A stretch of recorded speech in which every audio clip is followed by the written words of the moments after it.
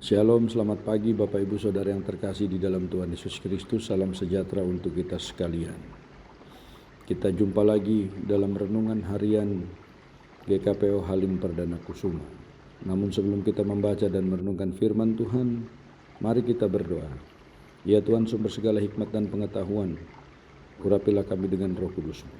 Berikanlah kami pengertian ketika kami membaca dan merenungkan firman Tuhan, sehingga olehnya kami terus diingatkan, dikuatkan, dan disegarkan akan iman percaya kami, dan dapat memberlakukannya itu di dalam kehidupan yang Tuhan anugerahkan kepada setiap kami jemaat-Mu ini, di dalam nama Tuhan Yesus.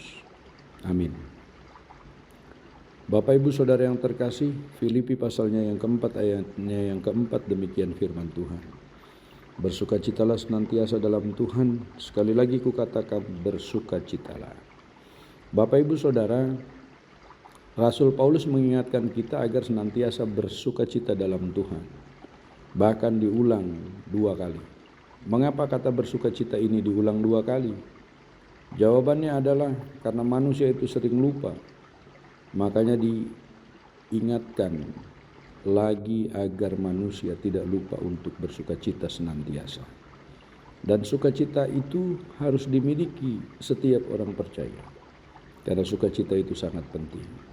Karena hidup dalam sukacita berarti suatu kondisi yang seharusnya kita raih. Dan harus menjadi gaya hidup dalam keadaan susah maupun senang, baik atau buruk. Bapak Ibu Saudara, oleh karena itulah kita akan melihat apa bedanya sukacita di dalam Tuhan dan sukacita yang dunia berikan. Sukacita dunia hanya sementara, tetapi sukacita yang dari Tuhan itu bersifat kekal. Sukacita kita bukan karena hal-hal materi, karena kalau itu kita akan kecewa. Tetapi marilah kita melihat bahwa sukacita merupakan hal yang penting untuk membangun karakter yang kuat dan tangguh. Sukacita adalah pola hidup. Dalam Amsal 17 ayatnya yang ke-22 berkata, hati yang gembira adalah obat yang manjur, tetapi semangat yang patah mengeringkan tulang. Artinya, orang yang mempunyai hati yang gembira pasti ada sukacita. Dan orang yang bersukacita pasti mempunyai semangat hidup.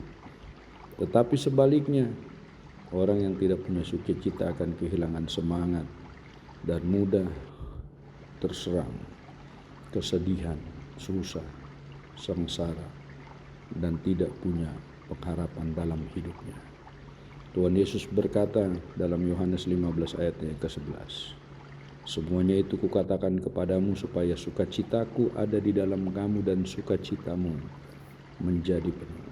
Bapak Ibu, lalu bagaimana supaya kita selalu hidup penuh dengan sukacita? Yang pertama, ingatlah akan masa lalu yang baik. Dengan mengingat dan merenungkan kembali kebaikan Tuhan akan menolong kita mengatasi pikiran dan perasaan buruk yang membuat kita kehilangan sukacita. Oleh sebab itu, pikirkanlah hal-hal yang baik. Lalu yang kedua adalah tetap memuji Tuhan dan menyembah Tuhan di tengah-tengah permasalahan dan pergumulan. Nyanyian puji-pujian akan mengganti semangat yang pudar. Jadi cara kita mengganti perkabungan sekalipun dengan sukacita adalah dengan memuji Tuhan sebagai doa yang terus dipanjatkan. Bapak Ibu Saudara, mungkin saat ini ada di antara kita semua, termasuk saya, yang hidup seperti dalam kurungan atau terkurung dengan sakit penyakit, dengan kegagalan, dengan kesulitan-kesulitan ekonomi, atau sedang mengalami keadaan yang paling buruk sekalipun. Tetaplah memuji Tuhan, tetaplah menyembahnya dalam doa kita, karena Allah pemberi kebebasan.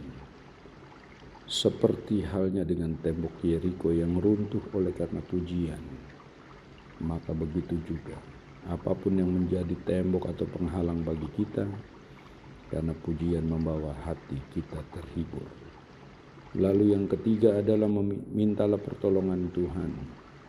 Dalam Mazmur 143 ayatnya yang ke-7. Di sini Raja Daud meminta pertolongan Tuhan saat menghadapi masalah yang berat. Dalam menghadapi masalah, ketika kita meminta pertolongan manusia, 1 kali mungkin dia tolong, 2 kali masih menolong kita, tetapi 3 kali apakah kita masih mendapatkan pertolongannya? Belum tentu. Bapak Ibu Saudara, Tuhan Yesus berkata dalam Matius 11 ayat yang ke-28. Yesus menyuruh agar kita datang menghampirinya kapan saja dan berapa kali pun. Tuhan Yesus sanggup memberi kekuatan dan pertolongan apapun beban berat hidup ini. Karena berkat pemulihan itu masih dan akan terus tersedia dan berlangsung bagi siapa saja yang datang kepadanya.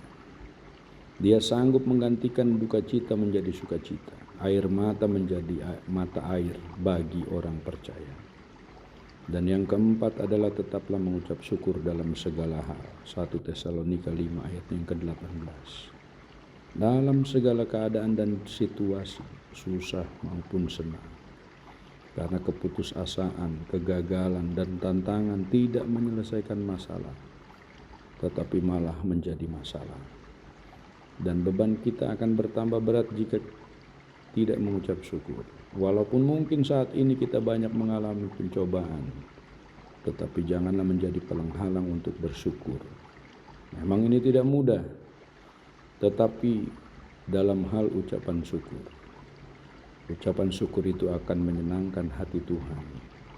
Ucapan syukur adalah obat kekurangan kita. Ucapan syukur membuat kita mengalami kuasa kebangkitan. Ucapan syukur adalah kunci kemenangan kita. Ucapan syukur membuat berkat lebih cepat dan lebih baik. Karena semakin kita bersyukur, semakin besarlah kekuatan kita untuk memperoleh berkat-Nya, walaupun beban dan penderitaan terasa berat. Bapak Ibu Saudara yang terkasih, apapun pengalaman pahit yang kita rasakan, tetaplah lakukan hal-hal yang baik. Tuhan Yesus selalu memberikan kasih dan kebaikannya bagi umat-Nya. Dan sebagai orang percaya, milikilah kasih Kristus itu. Janganlah bosan memohon berkat-Nya.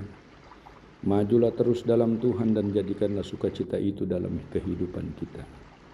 Ada sukacita di hatiku, di hatiku. Ada sukacita di hatiku yang diberikan Tuhan kepadaku. Mari kita berdoa. Kami bersyukur kepadamu ya Tuhan. Kami berterima kasih kepadamu ya Tuhan, atas kebaikan yang Tuhan anugerahkan kepada setiap kami jemaat-Mu dalam hidup dan kehidupan kami ini ya Tuhan. Berkatilah kami semua, kami yang berkekurangan, di dalam nama Tuhan Yesus, kiranya Tuhan memberikan kecukupan.